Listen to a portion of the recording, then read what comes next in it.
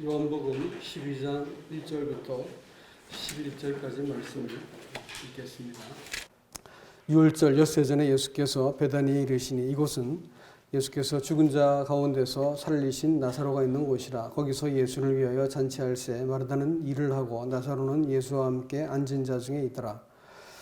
마리아는 지극히 비싼 향후 곧 순전한 나드 한 근을 가져다가 예수의 발에 붓고 자기의 머리털로 그의 발을 닦으니 향유 냄새가 집에 가득하더라. 제자 중 하나로서 예수를 잡아줄 가룟 유다가 말하되 이 향유를 어찌하여 300데나리온에 팔아 가난한 자들에게 주지 아니하였느냐 하니, 이렇게 말하면 가난한 자들을 생각함이 아니요 그는 도둑이라 돈계를 맞고 거기 넣는 것을 훔쳐감이라.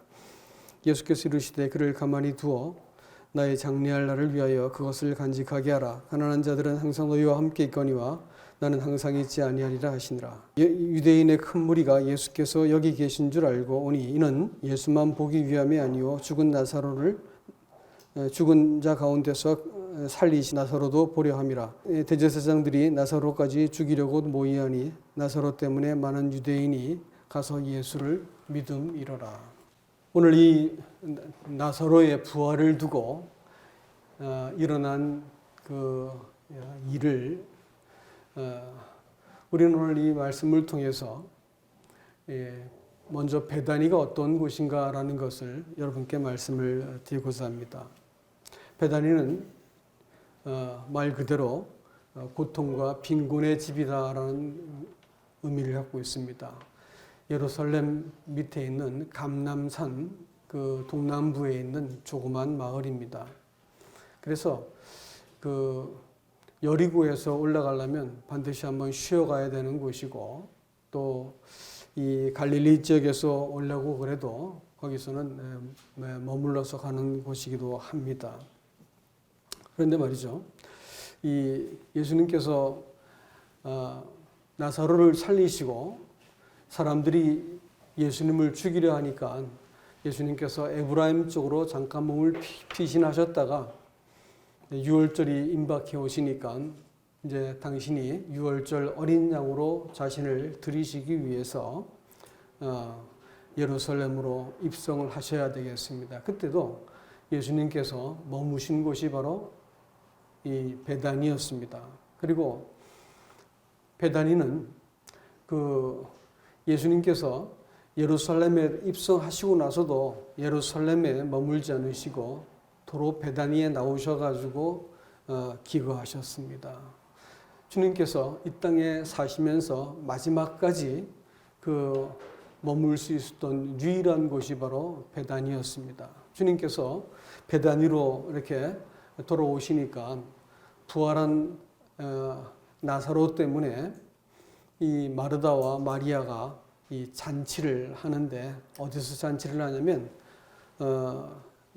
문둥병자였던 시몬의 집에서 그 잔치를 합니다.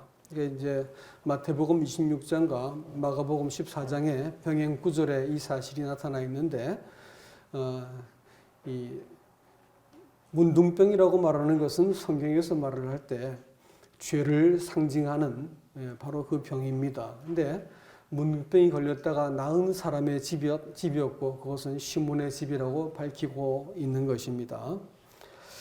그리고 이 주님께서 이 맨 마지막에 부족의 사역을 완성하시고 승천하신 곳이 어디냐면 바로 베다니였다는 것을 우리에게 누가복음 24장 50절에서 말하고 있습니다. 그곳에서 제자들을 축복하시고 배웅하신 이후에 올라가십니다.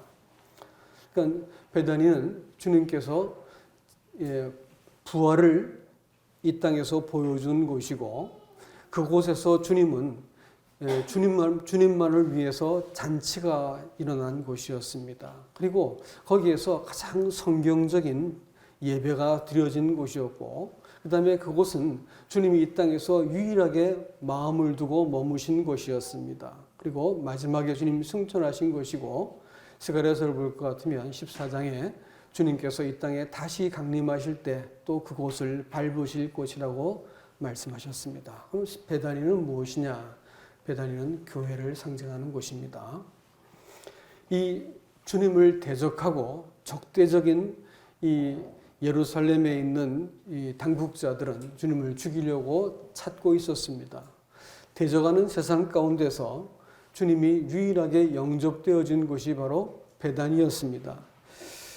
이 주님께서도 이 배역하는 세상 가운데서 당신께서 머리를 두시고 안식할 곳을 찾으신 곳이 바로 유일한 곳이 베단이이기도 했습니다.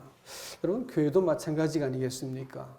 이 거스리는 세상 가운데서 하나님의 권위와 하나님 자신을 인정하지 않는 이 배역하는 세상 가운데서 유일하게 교회는 주님을 머리로 삼고 주님이 말씀하시는 것이 최종적인 결정이 되어지고 주님의 뜻을 따라서 사람들이 봉사와 예배를 하고 주님을 따라서 인생을 결정하는 사람들이 모여 있는 것이 예배이기 때문에 그렇습니다. 그리고 주님 그곳에서만 유일하게 예배를 받으시는 곳이기도 합니다. 이 주님께서 이 땅에서 교회를 통해서 하나님의 통치와 그 권위와 그 질서를 배운 사람들이 나중에 주님께서 이 땅에 다시 강림하게 되실 때 바로 교회에서 하나님의 통치와 그 머리 되심을 따라서 하나님을 섬겼던 사람들, 예배한 사람들을 그날의 신부로 다 영접하시기도 할 곳이 바로 교회인 것을 알게 되고, 오늘 저는 이 베단이라는 곳을 통해 가지고 우리가 어떠한 사람들이 되어야 할지를 함께 나누기를 원합니다. 그곳에서는 먼저 바른 예배가 있었습니다. 이 예수님께서 옥합을 깨뜨리는 그 마리아를 바라보고 가만두어라. 그것은 나의 장사를 위해서 예비했다가 간직한 것이기 때문에 가만히 두어라 이렇게 했습니다. 이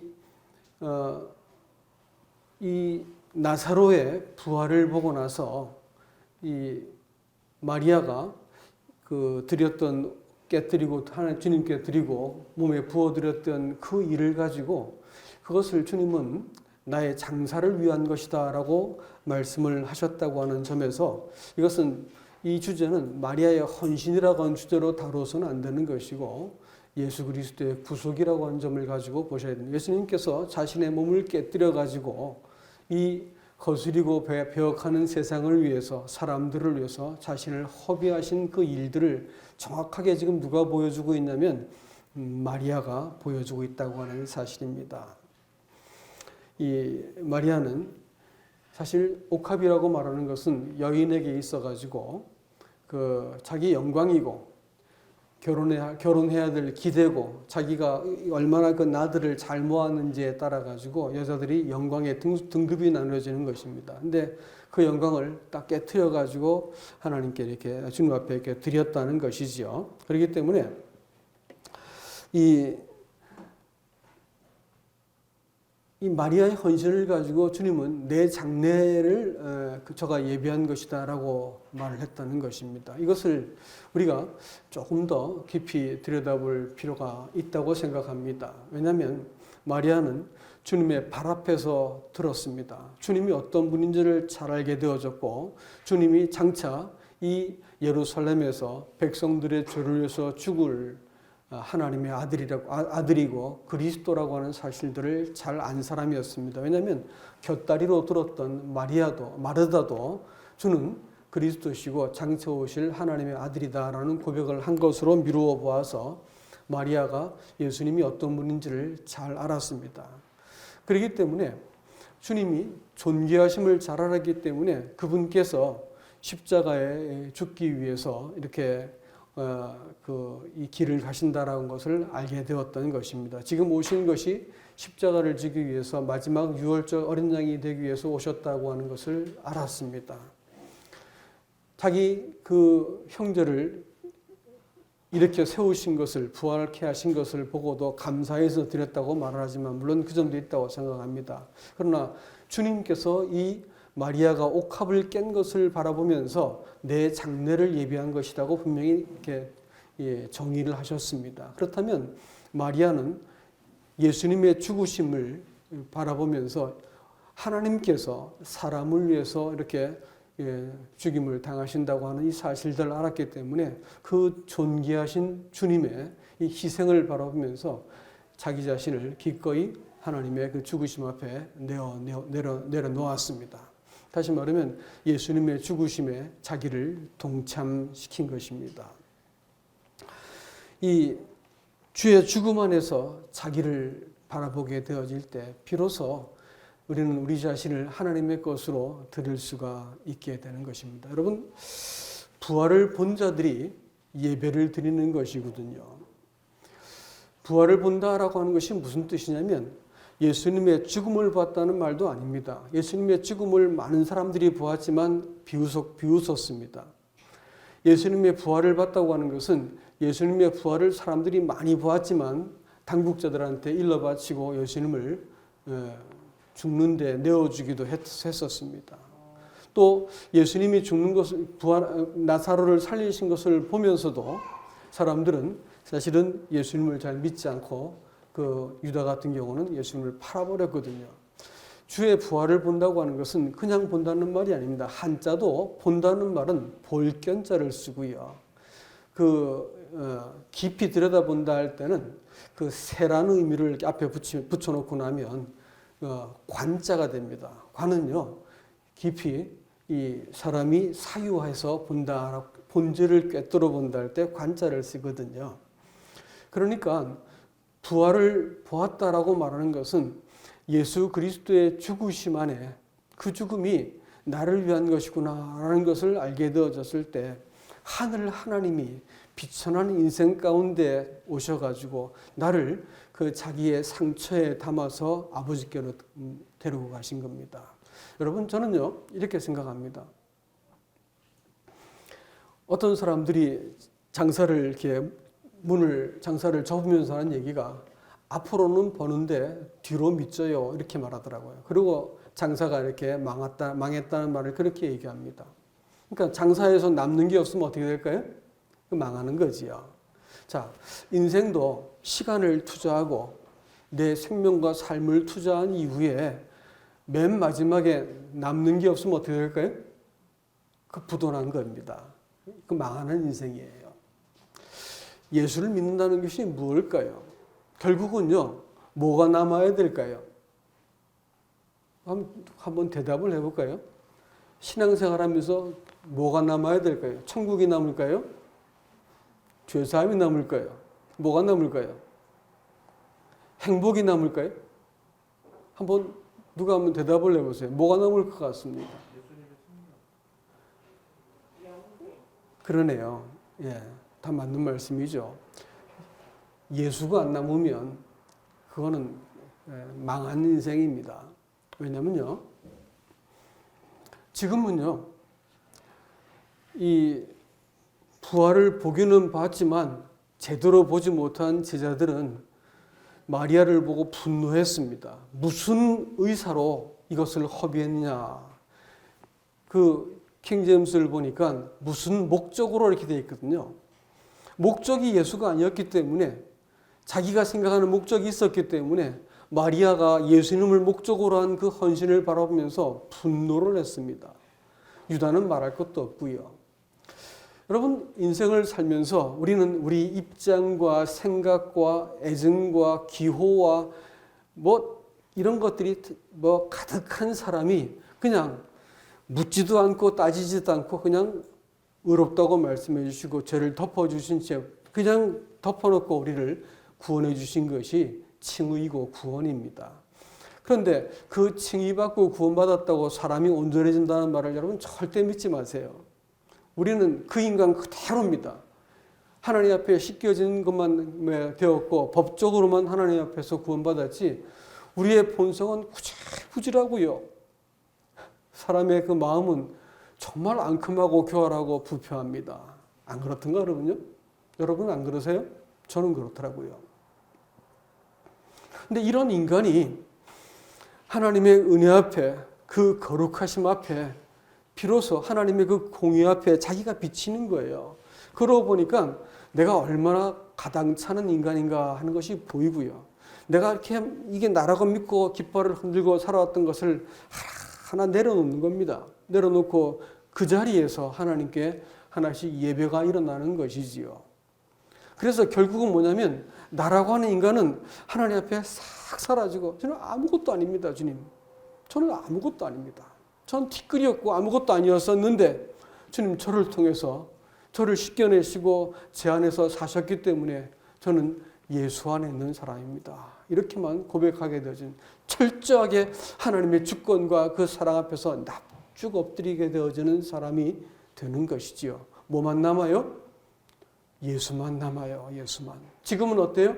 아직까지 가시도 치고 혈기가 살아있기 때문에 주님은 그 상처를 닫을 수가 없는 거예요. 그 상처 안에 사람을 그냥 품고 견디고 계신 겁니다. 매주일 떡을 떼고 있다고 말하는 것은 우리는 아직 그 상처 입은 가축임을 당한 어린 양을 요한계시록에서는 우리에게 언뜻 보여주고 있습니다. 세상의 역사를 닫을 때 영광 가운데 주님께서 나타나기 전까지는 주님 그 상처를 닫을 수가 없어. 사람이 아직까지 이 가시도 치고 이 되바라지고 악한 인생들을 견뎌내시기 위해서 아직까지 그 상처는 아물지 못한 채 계신 겁니다. 그래서 부활하시고도 그 상처난 손과 옆구리를 사람들에게 보여주신 것을 기억하시기 바랍니다. 여러분, 마리아는 이 예수님을 알았기 때문에 기꺼이 자기 생명을 예수님의 죽음 앞에 동참시켰습니다. 주의 죽으심의 가치를 알고 주님이 누구신지를 알게 되어질 때 비로소 사람은 이것은 내 것을 가지고 하나님께 무엇을 드리는 이 하찮은 신앙생활을 종교생활을 하지 않고 주님, 제 모든 것이 주님 것입니다. 제가 어떤 뜻을 품는다고 할 것 같으면 그것은 주님 뜻이길 원하고 제가 어떤 일을 한다고 할 것 같으면 주님이 공급하신 것입니다. 이렇게 되는 겁니다. 부활을 보았다고 말하는 것은 이걸 말하거든요. 많은 사람들이 부활을 보지 못한 채 그저 볼 겸 멀리서 바라보고 그 사실을 바라보고 예수님의 부활과 남의 부활은 보는데 자기 부활은 없는 사람들, 이런 사람들은 이걸 보고도 아직까지 예배는 못 드리는 사람들입니다. 예배가 딱 드려지고 나니까 마르다는 잠잠히 주님을 섬겼고 마리아는 자기를 깨뜨려서 주의 죽으심에 나를 동참시켰습니다. 그리고 나사로는 주님과 함께 앉게 되었죠. 이렇게 예배가 딱 드려지고 나니까 사람들이 쫙 하고 갈라져 버립니다. 하나는 주님을 대적하는 사람들이었습니다. 예배가 드려지면 가짜가 드러나게 되어 있습니다. 유다는 그런 사람이었죠. 그는 자기를 섬기던 사람이었습니다. 내 입장과 내 행복과 내 기호와 욕망을 섬기던 사람이었거든요. 그런데 눈앞에서 1년치 봉급, 수천만 원이나 되는 이 봉급이 되는 그 큰 돈이 그냥 허비되는 걸 바라보고 분노를 했지요. 섬길 대상이 이렇게 자기 자신이 아니고 거기서 내가 무엇인가를 얻어낼 수 있는 것이 아니고 오로지 예수님께만 드려지니까 그게 화가 나는 겁니다. 그리고 예수님을 팔아버려가지고 남아있는 자기 욕망을 채우게 되는 것이죠. 생각해 보세요. 딱 그 나드가 옥합이 끼어진 걸 보고 저거 300데나리온 정도 값이 되는 것이다라는 것을 즉시로 알았어요. 그리고 그것을 팔면 300데나리온 정도 되는 돈을 확보할 수 있고 그 돈을 가지고 가난한 자를 도울 수 있을 것이다라고 하는 이 가격을 매기고 어떻게 그걸 환금해가지고 어떻게 쓸 것까지 아주 합리적이고 그 인도주의적인 어떤 사용처까지도 그냥 일사불란하게 쫙 나왔습니다. 굉장히 용의주도하고 머리가 좋은 영리한 사람이었습니다. 하지만 그의 말은 사리가 맞는 것 같지만 사실은 성경은 요한은 지금 뭐라고 말하냐면 저가 도둑이다 이렇게 말했습니다. 자손을 가장해가지고 사욕을 채우는 자라고 요한은 이 사실을 숨기지 않고 이야기하고 있습니다. 유다는요, 단순히 이 마리아가 하나님 주님께 드린 헌신을 가지고 이의를 제기한 것에 끝나지 않았습니다. 마태복음하고 마가복음 14장은 뭐라냐면 즉시로 자기가 제기한 이 일을 예수님께서 받아들이지 않고 오히려 마리아를 칭찬하고 자기의 이 일을 거절해 버리니까 거절당했지 않습니까? 그리고 자기한테 더 이상 이익의 소망이 없다고 판단이 딱 서니까 내 장례를 준비한다든지 뭐 자꾸 죽으러 간다 이런 얘기하다가 뭐 이렇게 하니까 이거 희망이 없구나 이래가지고 즉시로 일어나서 대제사장들에게 가가지고 예수를 은 30에 팔아버립니다. 이것은 그냥 있었던 일이 아니고 마음속에 누구를 섬기고 무엇을 구하는지를 보여준 것이었지요. 사실 이 예배를 주님하고 그 예배에 관심이 없고 주님이 목적이 아닌 사람들은 예배도 그다지 중요한 것이 될 리가 없지요. 주님께 예배 드리는 것이. 왜냐하면 그 사람들은 자기만을 섬기는 사람들이기 때문입니다. 주님은 지금도 요한이 있었다고 할 것 같으면 예배를 소홀히 하는 사람들에 대해서 이 시대에 유다라 이렇게 말할 것입니다. 이 나사로가 부활한 것 때문에 많은 사람들이 그 예수님을 믿었습니다. 또 나사로를 보기를 원했죠. 나사로 때문에 많은 사람들이 예수를 믿게 되었습니다. 그렇게 하니까 대제사장들과 또 당국자들은 와가지고 예수님을 죽이려고 했습니다. 이 주님의 부활이 그 예고되고 주님이 부활을 이렇게 실력 행사를 딱 하시고 나니까 사람들이 나누어졌죠. 주님을 죽이려는 자들과 또 예배를 소홀히 한 자가 누군지 또 그 참으로 예배를 드리는 자가 누군지를 딱 하고 보여주신 것입니다. 두 번째 사람들이 있습니다. 두 번째 사람들은 관망자이죠. 예배를 그냥 참관하는 사람입니다. 이 제자들은 주의 부활을 나사로의 부활을 보고 주님에 대해서 알았지만 이 일이 무슨 의미인지를 잘 몰랐습니다. 다시 말하면 주님과 이 마리아가 주의 죽으심에 자기를 이렇게 동참시키는 그와 같은 그 부활은 알지 못했다는 것입니다. 그렇기 때문에 제자들도 마태복음 26장에 볼 것 같으면 제자들도 분노했다고 이렇게 말했습니다. 무슨 의사로 이것을 허비했냐고 이 마리아를 이렇게 공박하고 항의를 합니다. 책망했습니다. 이 주의 부활과 구속의 목적에 대해서 무지한 사람이었기 때문에 이와 같이 주를 위한 헌신을 옆에서 보고 있는데 이렇게 하면 더 합리적이지 않느냐라고 말하면서 공격을 한 것을 봅니다. 그걸 허비했다고 말하죠. 사실 이 제자들의 분노는 요한복음의 말씀에 근거해 볼 것 같으면 유다의 이 정신이 영향을 미친 것임을 알게 됩니다. 고린도전서 15장 33절에서는 이렇게 말합니다. 좀 읽어드릴까요? 고린도전서 15장 33절입니다. 속지 말라. 악한 동무들은 선한 행실을 더럽히나니. 근데 여기 킹제임스를 보니까 악한 동무라는 말이 evil communications 이렇게 되어 있습니다. 무슨 말일까요? 악한 교제권은 우리들의 선한 간증을 훼손한다. 그런 뜻입니다. 그러니까 이 유다의 합리적이고 인본주의고 그럴듯한 말을 듣고 나서 사람들이 그만 홀딱 넘어갔다는 것이죠. 그래가지고 그들도 함께 이 주를 향한 이 예배와 헌신을 공격했다는 것을 알 수 있습니다. 마땅히 주의 죽음을 예비하고 자신을 드린 이 헌신과 예배를 칭찬받아야 마땅했음에도 불구하고 그에게 분노했다는 것은 우리가 주목해야 됩니다. 제자들도 이런 거짓된 주장과 또 이 사단의 송사에 얼마든지 흔들릴 수 있다라는 것을 우리에게 보여주고 있습니다. 주님은 이 제자들에게 뭐라고 말씀하시냐면 그녀를 내버려 둬라 이렇게 말했습니다. 이것은 풀어놓아 다니게 하라는 말과 같은 말이죠.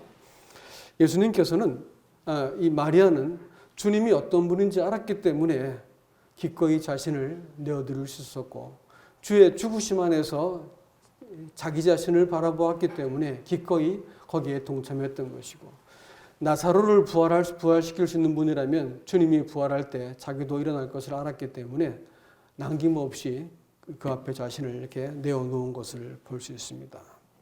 그리고 그 머리털을 가지고 기꺼이 그 발을 씻은 것을 보여줍니다. 그것은 하나님 앞에서 사람이 딱 취해야 될 그 자리입니다. 주님의 발밑에 그 발을 닦는 것이죠. 주님께서는 이렇게 예배를 드리는 사람들 13장에 갈 것 같으면 이 말은 제가 미리 하는데 그 주님께서 사람의 발을 또 씻기시는 모습을 볼 수가 있습니다.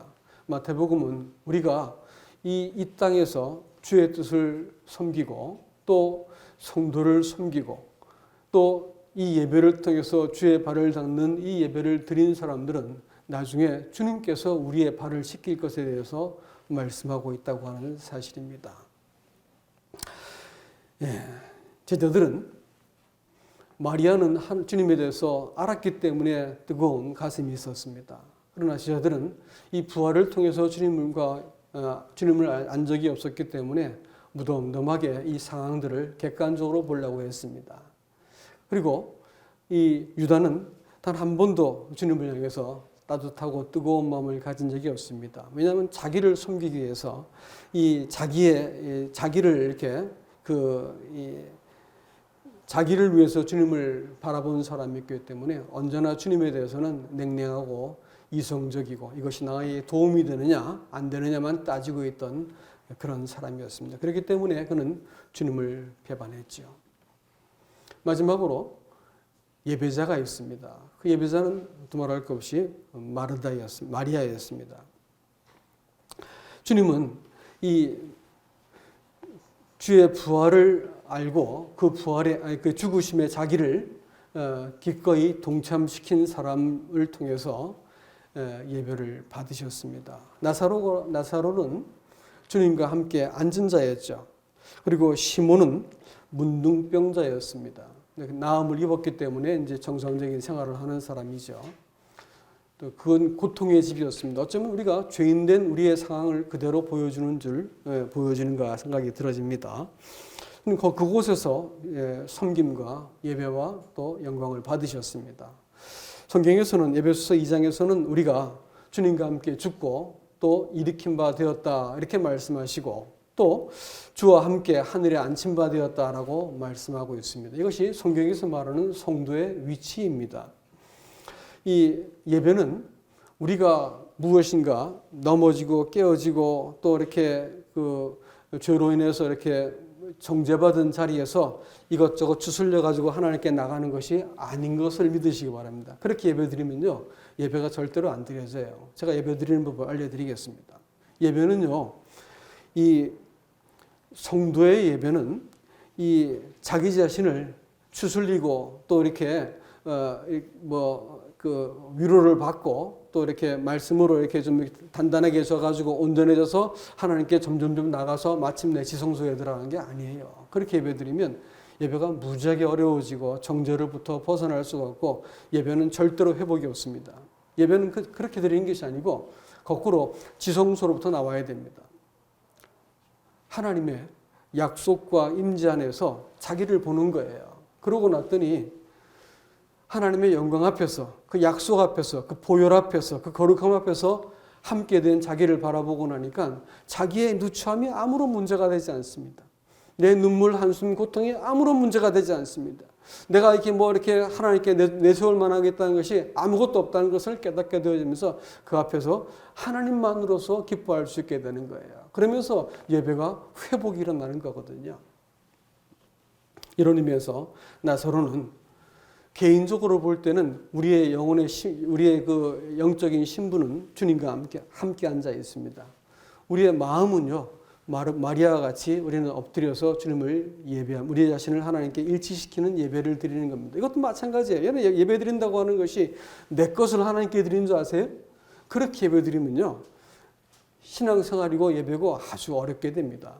그게 아니에요. 예배는요, 그렇게 드리면 이 사람을 하나님 앞에서 하나님의 은혜로부터 떨어지게 만드는 그 예배입니다. 예배는 그렇게 드리는 게 아니에요. 예배는 내 것을 가지고 하나님께 드리는 것이 아니라니까요. 그 내 마음도 안 들였는데 입술에 허탄한 말들을 주님께서 받으시겠어요? 그게 아니에요. 예배는요, 주님께서 해놓으신 일들을 다 바라볼 때 나 자신을 기꺼이 거기 일치시키고 동참한 거예요. 내 것을 뭐 하나님께 좀 보태가지고 내가 헌금도 하고 또 내가 뭐 내 시간을 들여가지고 하나님 일도 좀 해드리고 이런 것을 예배라고 생각합니다. 그 예배가 아닙니다. 예배는요, 내가 주님 것이 되었기 때문에 내가 주님 것에 걸맞게 처신을 하는 거예요. 그랬더니 드려도 드린 것이 아니고 섬겨도 섬긴 것이 아니고 내 자랑할 것이 없고 내가 이 일을 한 것은 다 주님의 은혜였고 도울 힘을 주셨습니다. 이렇게 말하는 겁니다. 그러면서 신앙생활은 내 신분에서 나오는 것이고 예배는 내가 주님과 일치한 동참한 것에서 나오는 것이지 내가 내 것을 가지고 하나님께 보태드리는 것이 또 기여한 것이 신앙생활이 아닌 것을 아셔야 됩니다. 이거 참 전 오랫동안 몰랐습니다. 그래가지고 더 못 드린 것이 내가 나를 살피게 되어지고 내 자신을 더 거룩하게 되는데 거룩하지 못한 것 같아서 자꾸 살피게 되어지고 이렇게 되었어요. 그러니까 신앙생활이 늘 하나님 앞에서 긴장이 되었었는데 어느 날 알고 보니까 주님이 찾아오셔서 일방적으로 다 해놓은 사실 앞에 나를 불러들이시고 나를 그의 것으로 소유하시고 그 자리에서 나를 대면하시는 걸 보니까 내가 지금 붙들고 있는 것이 얼마나 이 초라하고 보잘것없는 건지를 알게 되어지니까 딱 내려놓고 주님 앞에서 나를 살피게 되어지는 이 일들을 제가 경험했던 것입니다. 여러분, 저는 이 마리아가 이 옥합을 깨뜨렸다 이렇게 말을 했는데 깨뜨리다고 하는 말이 사단을 발밑에 두다라는 쉰트리보라는 단어에서 나왔더라고요. 그 말이 재밌더라고요. 발밑에 두었다. 이 옥합은 이 마리아의 생명이었어요. 그게 모든 기대와 인생의 희망이 거기 다 담겨있던 거였어요. 그걸 깨뜨려 버렸다고요. 그랬더니 말이죠. 그랬더니 그것이 어떤 결과를 냈냐면 내가 그렇게 숭배하고 그렇게 섬기던 나 말이요. 내 욕망, 내 즐거움, 내 인생의 입장과 뜻 이걸 실현하기 위해서 인생을 살던 이걸 우상같이 붙들고 평생 섬기던 사람이 그것을 이 바울의 표현에 의하면 배설물같이 버려버리고 밟았다는 거예요. 우리가 어느 날 우리 인생을 내가 그렇게 붙들고 있던 것들을 주님의 발 앞에 딱 내려놓고 내가 그것을 깨뜨리고 주님, 내가 주님께 속합니다. 나 주님 것입니다. 내 인생의 모든 희망과 또 복락과 인생의 모든 보장은 주님께 있습니다. 라고 고백을 하게 될 것 같으면 주님이 그때 이 여자로부터 이 예배를 받으시는 것이다 라는 것을 알 수가 있습니다. 이 주님이 주일마다 이렇게 예배를 드리는데 주님이 왜 이렇게 몸을 깨뜨려서 사람들에게 흩으셔야 됐을까라는 생각을 저는 이렇게 만찬을 대할 때마다 많이 생각합니다. 그것은 다 각기 제 갈 길로 갔던 사람들의 욕망과 뜻을 따라서 사람들은 다 길로 갔는데 그 사람을 품기 위해서 주님은 자신의 몸을 깨뜨리고 흩으셔야만 되었던 것이죠. 그래서 예배는 어떠냐면 주님 편에서 일방적으로 자신을 깨뜨려서 우리에게 나누어 주신 자신의 몸을 근거로 우리가 예배를 드리는 것입니다. 그 은혜와 주님이 베푸신 복을 근거로 예배를 드리는 거예요. 근데 그 예배는 언제 온전해지는 줄 아세요? 성도들이 말이죠. 자기와 같은 사람을 구원하신 또 자기 같은 이렇게 도망간 사람을 찾아오신 주님을 내가 뵙고 나니까 내가 이제 내 가슴을 안고 하나님 앞에서 내 입과 가슴을 통해서 온전한 고백을 해드리는 거예요. 그래서 마치 이건 뭐 같으냐면 제사장이 제물들을 다 쪼개거든요. 가죽을 벗겨가지고 먼저 가죽을 피를 흘리고 가죽을 벗겨서 가죽은 제사장을 줍니다. 그리고 이게 다 잘라가지고 깨끗이 씻어요. 그리고 이 내장을 다 닦아내고 깨끗하게 만들어가지고 그것을 원래 모양대로 이렇게 만든다고요. 그래가지고 그것을 불태워버리는 거예요. 저는요, 주일날 예배를 드리는 그것은 주님의 몸이 깨어진 것을 기념하는 것이지만 사실은 주님의 몸이 복원되는 것을 목적으로 예배가 드려지는 것입니다. 성도들의 양심과 가슴 속에서 성령이 우리들의 마음속에 감화시킨 그 말을 가지고 주님, 내가 내 인생을 내 마음대로 살아왔었는데 아니었군요. 내가 주님 뜻을 위해서 인생을 사는 것이었습니다. 주님, 나는 이렇게 내 옳은 것을 가지고 인생을 살려고 했었는데 아니군요. 주님이 당신이 옳으십니다. 성도의 고백이 다시 제자리를 찾아가는 거예요. 예수 그리스도의 깨어진 몸이 그리스도 안에서 다시 원래 그 영광스러운 모습으로 복원되는 것이라고요.